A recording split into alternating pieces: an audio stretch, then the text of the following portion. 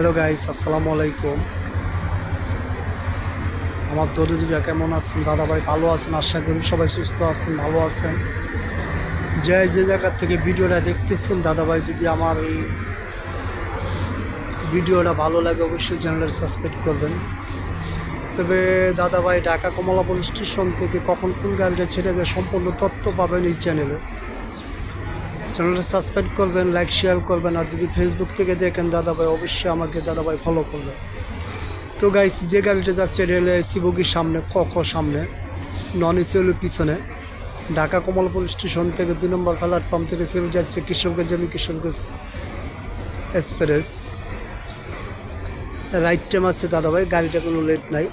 তবে ভাইজান, আপনাদের যাত্রা শুভ হোক, ভালো হোক। আমি আপনাদের জন্য দোয়া করি, আপনারা আমার জন্য দোয়া করবেন।